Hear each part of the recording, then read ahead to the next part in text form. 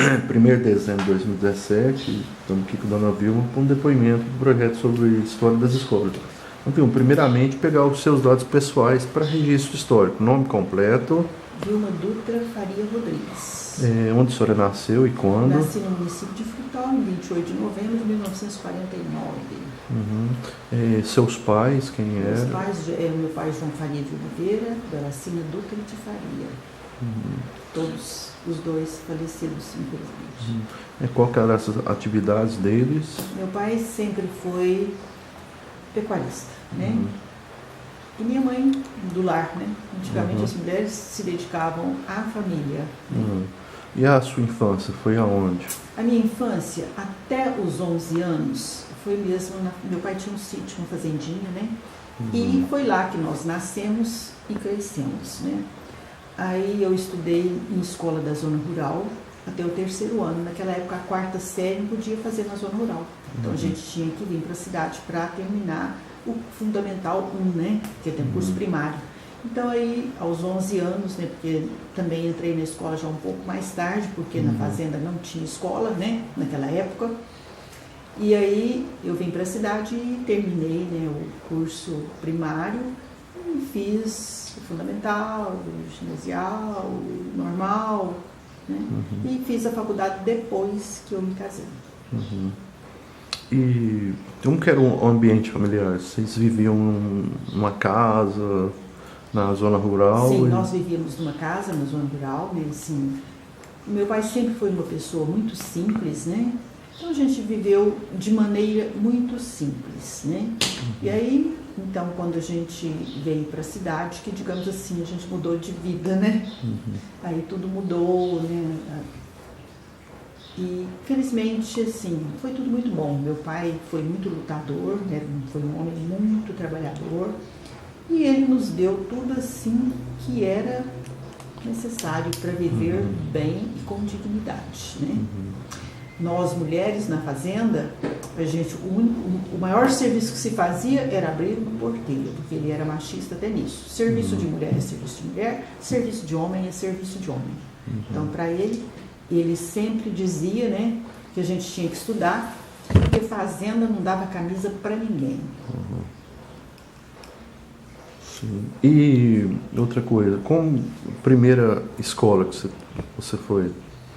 Assim, que escola você começou a estudar? Em que escola? Naquele tempo, assim, também a gente sempre ia para a casa de um familiar para estudar, né? Porque perto da minha casa não tinha escola. Então, eu fui, né, aos 8 anos de idade, eu fui morar com um tio. Um tio que era tio do meu pai, que eu nunca tinha visto em minha vida. Então, é uma história, assim, digamos, triste, né? Então, uma criança de 8 anos sai de casa, vai para uma casa onde ela não conhece ninguém. Que cidade? Não, na fazenda, né? Na fazenda. Aí lá eu fiquei 3 anos, né? Fiz o 1º, 2º e 3º ano, né? Também esses tios foram muito importantes na minha vida, porque eles foram muito carinhosos, me deram muito apoio, né? E a minha professora também foi uma professora muito importante na minha vida, né? Ela já faleceu, ela se chamava Natalice Rodrigues, né? Ela já faleceu, mas aí logo eu, assim, sobressaí como aluna, né? E naquele tempo as pessoas não eram muito ligadas aos estudos, né? E eu fui uma das alunas que se destacou e que aprendeu. E isso também, assim, acho que motivou o meu pai, né? A ver, essa criança é inteligente, ela pode, né, ir estudar e ter, quem sabe, um futuro, né? E foi assim que eu vim. Aí, aos 11 anos, eu vim para a cidade, né? E aí meu pai pagava. De princípio, a gente foi morar também com uma tia que dava pensão, digamos assim, né? Falava naquele tempo, tia também do meu pai. E daí nós fomos para o colégio da Dona Odalice, não sei se você ouviu falar. Então, também lá ela dava pensionato, né? E lá eu fiquei muitos anos, assim, de 64 até 69. E lá que eu comecei a ser professora, porque eu nunca tive, assim, o gênio de ficar parada, ficar ali quieta, né? Ficar ali, estuda de manhã, à tarde fica ali o dia inteiro à toa, sem cuidar de nada. Aí então eu comecei a ajudar em tudo lá dentro da escola. Então ela mandava, Vilma, eu preciso sair, eu preciso atender uma pessoa, você vai ficar naquela sala lá para mim. Eu então ficava na sala e logo percebeu-se que eu dominava, né? Que eu tinha domínio de turma e que eu sabia lidar com aquilo ali, né? E também eu comecei a trabalhar na secretaria da escola. E na secretaria da escola eu trabalhei até o ano de 81, quando nasceu minha segunda filha. E minha segunda filha deu muito trabalho. E aí eu não parava nem lá e nem cá, né? E aí então eu me senti muito incomodada de não estar cumprindo com as minhas obrigações de trabalho, né? E aí eu deixei. E foi assim para mim uma decisão muito difícil, porque eu amava aquela escola, eu amava aquelas pessoas, né? E ali eu aprendi muito. Na Vicente Paulo, então, na Machado de Assis. Vicente Paulo, aqui, né? Que hoje é a Escola Castelo Branco, né? Porque daí que ela fundou uma escola Vicente Paulo, uma escola estadual, né? Que nós temos ali, né? No bairro Princesa Isabel. Sim. E aí eles tiveram que mudar o nome da escola deles, né? Porque já tinha dado o nome a outra escola, né? E hoje eles têm ali a Escola Castelo Branco.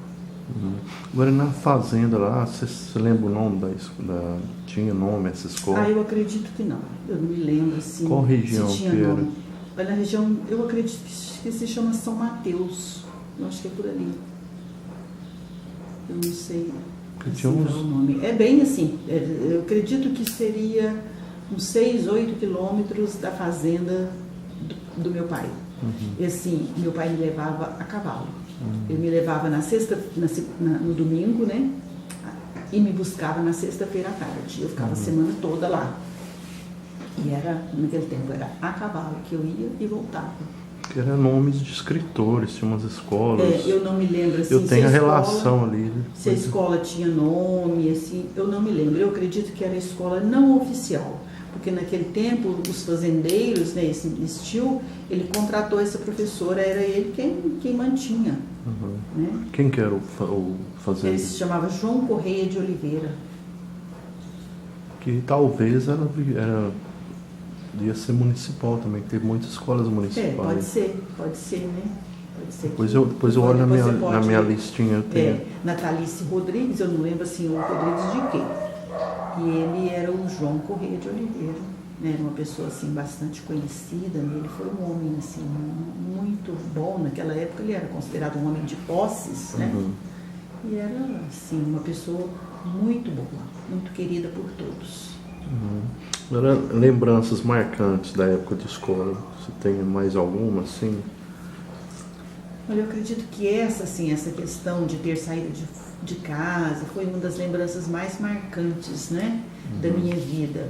Mas assim, que felizmente, não, acho que devido ao carinho que eu recebi, não me deixou trauma. Assim, porque se fosse hoje em dia, diríamos que seria muito trauma, né? Uma criança sair de casa aos 8 anos para um lugar onde ela não conhece ninguém, seria, quer dizer, isso hoje em dia vai até preso os pais se fizer uma coisa dessa, né?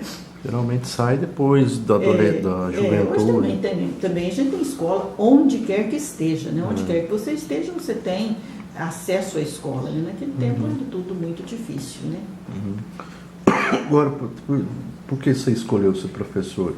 Eu acho que, como eu falei, assim, eu fui induzida a ser professora, né? Que ali, no colégio da dona Dalice, ela me gerenciou para isso, né? Me direcionou para isso. E também naquele tempo, assim, porque isso, né? Eu virei professora em 1966, eu já era professora da rede pública. Eu tinha 16 anos e era professora da rede pública. Então, a mulher não tinha muita escolha, né? Se ela fosse engenheira, não tinha nenhuma credibilidade, qualquer coisa. Então, a gente não tinha escolha. Professora, freira. A mulher era professora ou religiosa, né? Então, ela tinha essas duas opções, né? Professora, freira ou dona de casa? Ou dona de casa, né? Então, aí eu fiquei no meio, né? Virei professora, fui muito feliz como professora, graças a Deus, né? Sou uma pessoa realizada profissionalmente, né? Então, foi uma escolha que, assim, não sei se foi... A gente nem tinha tempo para pensar, para escolher. Fui conduzida a isso, direcionada a isso e deu tudo certo. E a expectativa nesse momento, assim, em relação à profissão de professora? Quais que eram essas expectativas na época? Na época, a gente não tinha, assim, grandes expectativas, né? Mas na década de 80, os professores começaram a lutar, né?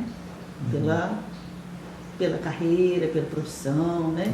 E o muito que conseguimos na década de 80, perdemos tudo, né? Perdemos estatuto do magistério, plano de carreira e tudo mais, né? Mas assim, as expectativas naquela época era essa. Quando eu comecei a trabalhar, a gente começava a trabalhar em fevereiro, só ia receber em outubro, novembro, que éramos contratados, e só íamos recebendo. Você pensa bem, você trabalhar o ano inteiro sem receber. E daí você recebia que era uma coisinha de nada, né? Um salário muito pequeno, né? Ele é muito pequeno até hoje, mas hoje, pelo menos assim, digamos, dá para sobreviver, né? Um professor tem um salário que dá para sobreviver. Fica em 2, 3 lugares, às vezes. Aí quando para ele viver melhor, ele tem que ter uma dupla ou tripla jornada. Né? Agora... Como eu tive a minha vida toda, né? Houve época na minha vida que eu trabalhava de manhã, à tarde e à noite.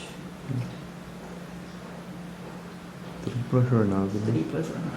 Então, você eu trabalhava na escola particular, né? Que me dava essa opção de ter a tripla jornada. Né? Então, no momento da vida, você percebeu que seria professora, foi lá na Dona Odalys. Com certeza. Na época, né? Então, em 66, por aí que você começou a ministrar das aulas lá na escola. Na escola estadual Vicente de Paulo, naquela época. Já era estadual? Passou a ser estadual em 1966, então, quando ela me colocou para dar aula. Então, você já começou lá na estadual? Então. Na escola estadual. Eu ficava ali dentro da escola particular dela, né? Porque eu morava lá dentro, então eu fazia um pouco de cada coisa lá dentro, né? Mas daí, como se diz, eu me tornei professora mesmo em 1966 no grupo escolar Vicente de Paulo. Então você é da primeira turma do início? Da primeira turma do grupo escolar Vicente de Paulo. E era ali no... Aqui, que local? Aqui na Rua Luiz Forte, na escola onde era a escola dela, na escola particular dela, ela tornou a pública. Ali que começou a funcionar. A estadual. Em 1966. Em 1970, então nós mudamos para o prédio oficial, né, do Vicente Paulo, onde ele está até hoje. Tá. E como foi esse início na escola? Porque você falou, demorar para receber também. Depois as coisas foram assim, regularizando, né? Isso eu acredito por uns 2 anos, essa questão da minha vida profissional, enquanto iniciante, né? Daí as coisas regularizaram e tudo se tornou normal, né? Aí naquele tempo também eu me formei no colégio, na escola normal em 1969. Em 1969 foi o último ano que teve concurso público de professor. Aí eu fiquei contratada 11 anos, aí eu fui efetivada lá pelos anos, acho que é 85, por aí, que houve a primeira efetivação, né? Aí quando eu me efetivei, eu já tinha direito a Pérez Prêmio, a tudo, né? Tanto tempo de serviço que eu já tinha. Agora você lembra outros professores do início? Parece que Allan Kardec era filho dela, a dona... Olha ali, assim, muitos não se filha do Allan Kardec, a esposa do Allan Kardec. Esposa do Allan Kardec. Ali a gente trabalhava Ana Maria do Pampinha, né? Ana Maria Andrade, acho que a Conceição Cruz. Aí foi, assim, começou... Eu tenho a listagem do... mais ou menos. A Rosa Freitas, não. Dona Rosa, sim, a Dona Rosa, a Maria Aparecida Vilas Boas, a Alzira, não sei, esqueci a Alzira de Queiro, que também eram pessoas que foram assim, que moravam no colégio da Dona Aparecida. A Maria Aparecida Vilas Boas, essa Alzira, a Rosa é a irmã dela, né? E eram professoras da escola? Eram professoras. Tá vendo? Outra pioneira de escola no início. Outra pioneira de escola.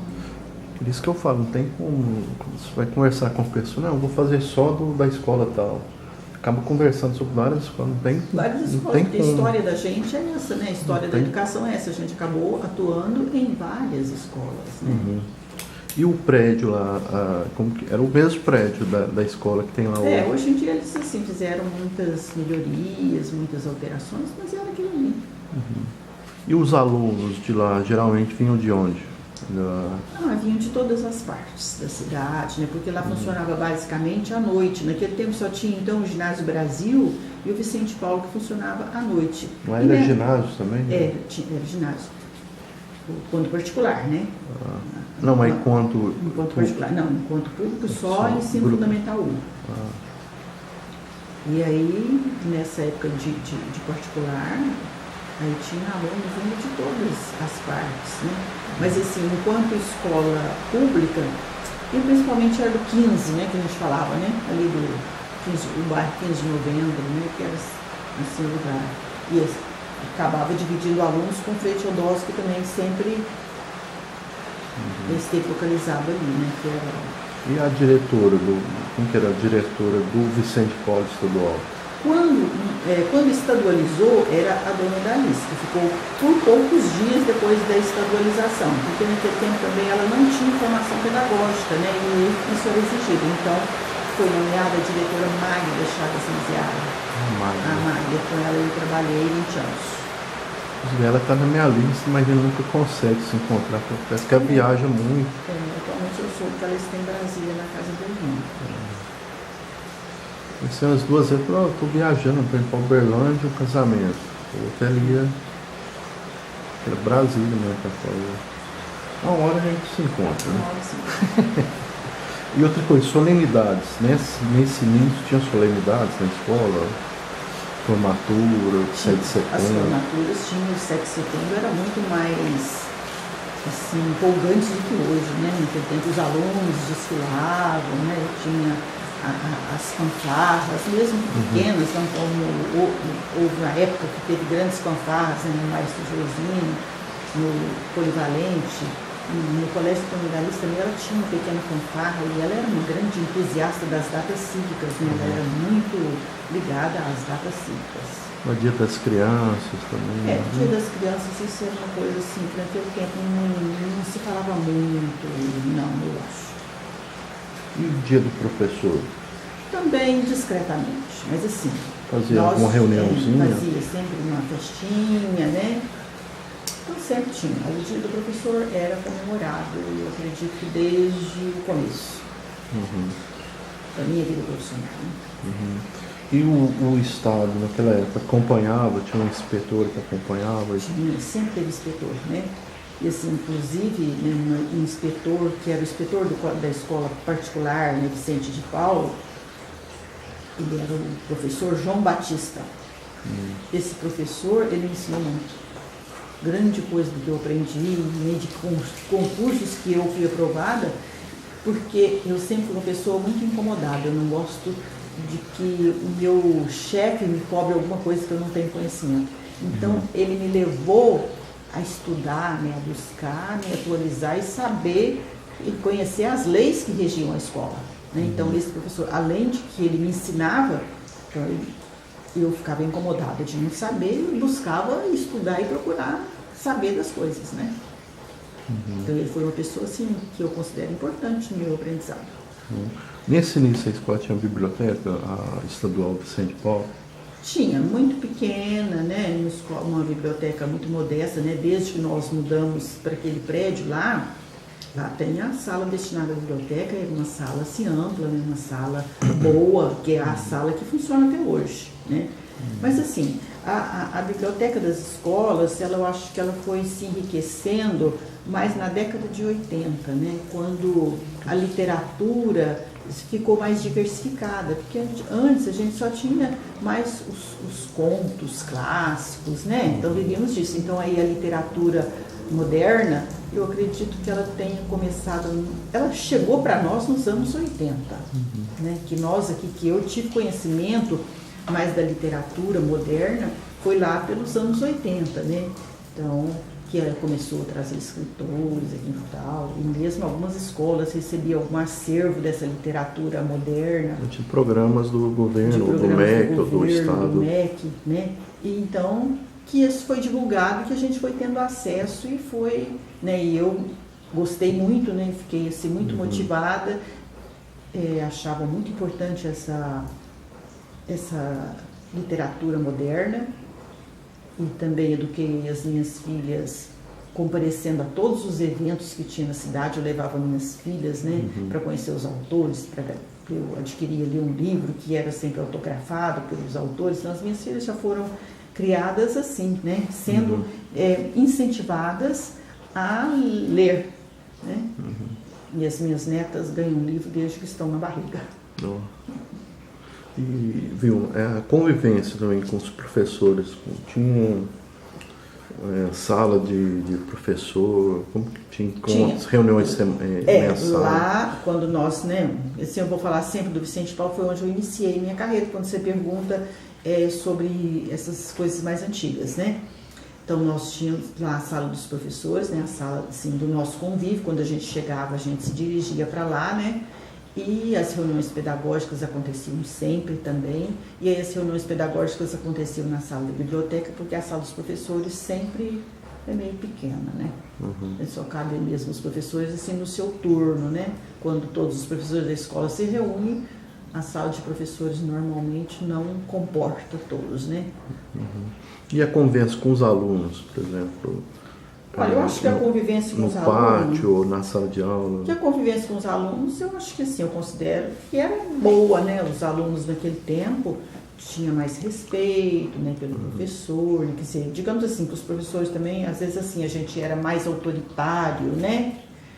E os alunos, assim, tinham um certo respeito. Sempre existiu, né? Por exemplo, eu, que dou aula desde os meados de 60, né? Comecei em 66, e principalmente nos anos 70, sempre teve os alunos difíceis. Como tem hoje, sempre existiu. A indisciplina sempre... A indisciplina sempre existiu. O aluno problemático sempre existiu. Não é agora que ele existe.